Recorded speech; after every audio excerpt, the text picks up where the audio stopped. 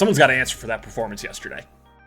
It was truly unacceptable. So the Bears lose yesterday on the road in Indianapolis, and no doubt about it, gonna say it up front, awful performance from the offense. As has been the case every single week this year, the defense has looked outstanding, and I'm not even gonna get on them. You can only hold a team for so long. I don't care how elite of a defense you are. If you are constantly on the field, you're going to get scored on. You're going to get tired, and you will give up points. So for me, the defense is completely void of any responsibility for this loss whatsoever.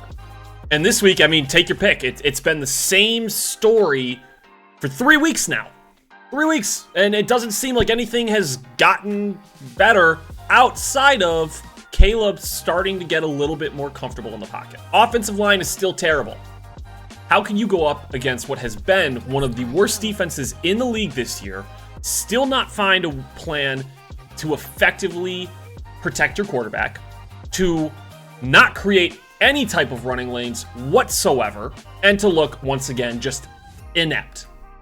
We'll get back to Caleb in a second, but the offensive line has been a problem, but this was probably their best game out of all three this season. So I guess progress, if that's what you want to call it, on that front. From a player standpoint, where I was single-handedly the most frustrated was the run game, without a doubt. DeAndre Swift, your very first free agent signing, first acquisition of the offseason, your highly touted player. 13 carries for 20 yards. Are we serious? The writing was on the wall in his end of his time in Philly. With an elite offensive line, towards the end of last season, he struggled with his production. You go out and sign him in free agency, hoping that he's going to have this big change. And through 3 weeks, not only has he yet to crack 100 yards in a game, math is correct, he hasn't cracked 100 yards on the season yet. He doesn't appear to find any type of running lane. When he has a defender, he doesn't cut past them. And he doesn't seem to be very involved in the passing game, which was supposed to be the point of his production. Khalil Herbert isn't the big explosive back, downfield plays, big time runs, electric speed, but he's usually a chunk play guy. But he's also very clearly the third running back on this depth chart right now. And Roschon Johnson leads me to my next point, which is Roschon actually played pretty well today in the run game, albeit in limited attempts. He was very clearly your most efficient runner of the day, found the most holes, and would have provided you the best opportunity inside of the goal line. But instead, the coaching, that's my next point, was atrocious. Offensively, head coach Shane Waldron, not only were there already question marks, you now look like a laughingstock. Highly touted offensive coordinator, Seattle, fix Geno Smith, bring him in with all these big offensive coaches, and we're gonna get the best offense and get it promised to us again. And here we are. You look like a clown. He does, looks like a clown. How are you gonna have your most efficient runner not only get less touches than he should because he's the only one creating space, but when you're inside in first and goal, second, I don't care what the down is, but goal to go, you're not running with your true power back who is going to fight 3 yards. DeAndre Swift doesn't break tackles, doesn't go through contact well. Khalil Herbert just isn't a goal line back. That's not his forte. But instead you run who is clearly your third option in a wildcat formation down at the goal line, continue to run with Khalil Herbert, and then finally decide, all right, none of that worked. Let's go for it on 4th down and run a speed option with a loaded defense on the left-hand side, and we're still going to run it left. Whether or not that was a miss by Caleb Williams remains to be seen. He's a rookie. That's going to happen. But the play call in the first place, a speed option? Going to the left. Yes, there's more space on the left. I think they were on the right hash, if I'm not mistaken. But your offensive line can't create space at all, and you think in a speed option they're going to give Caleb the time to make a correct read? And then DeAndre Swift, you would think, okay, you're getting swallowed up. Just try to push it forward. I don't know. Not that there was any time. I'm not saying that anybody would have done any better in that sense, but to go back 12 yards, it's just absurd. The play call was ridiculous.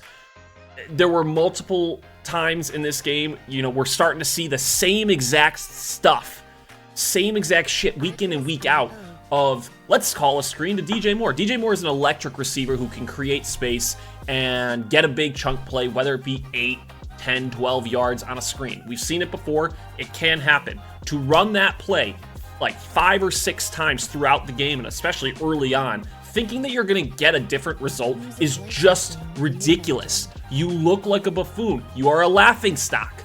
You don't have an effective game plan. You threw your rookie quarterback 52 times. Look, Caleb had the 11th most passing yards by a Bears quarterback for a game. Over 360 yards, if I'm not mistaken. Looked great. A weak interception where he was definitely off the back foot, didn't plant and move forward and gain the power that he needed to. Kind of maybe still in that mindset of Pac-12 where that type of throw maybe could have flown and would have been fine. Now in the NFL, he's learning that's not going to work. But Shane Waldron's not putting him in a situation where he should be throwing the ball 52 times. You can have an air raid offense without making your quarterback the only weapon to create plays that you have. Rome Odunze looked great. The connection there was awesome. Caleb looked solid. Still things to work on, but solid. But there's no running game.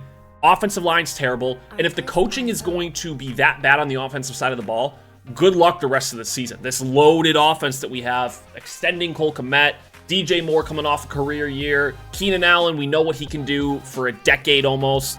DeAndre Swift has had production in the NFL. It's dropping off. Looks to be replacement level nowadays. And we got him for what, a 2 or 3 year deal? It's a joke. And then finally, Matt Eberflus. That's the last bit of coaching. He needs to go. He should have been fired last year.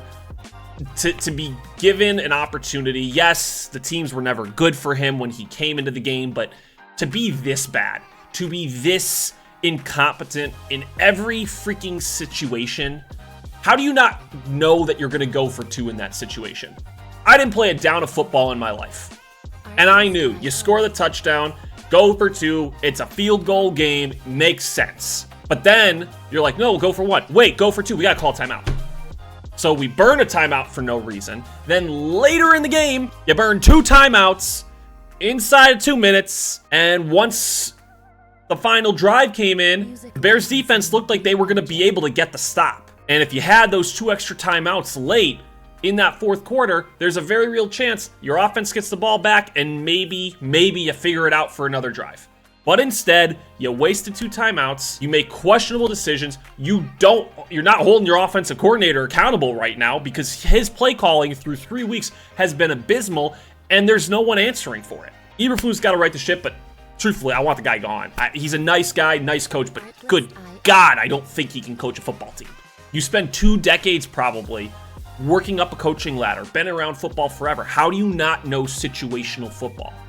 It's just absurd. Bears lose. They got to get better. I don't know, man. This season is looking less and less likely, and I don't mean that in the dejected fan. And for all those people who've been commenting, which is fine, hey, Caleb's 1-2 and hasn't looked great, and Justin's been very solid and 3-0 Steelers. It took Caleb 3 weeks to see the progression that we saw in 3 years from Justin. It took Caleb 3 games to reach a milestone of 300 yards passing that Justin didn't get into his 3rd year. So quit it with the nonsense. Caleb is not the problem right now. He has his issues to fix, but it's not his problem. I'll see you later.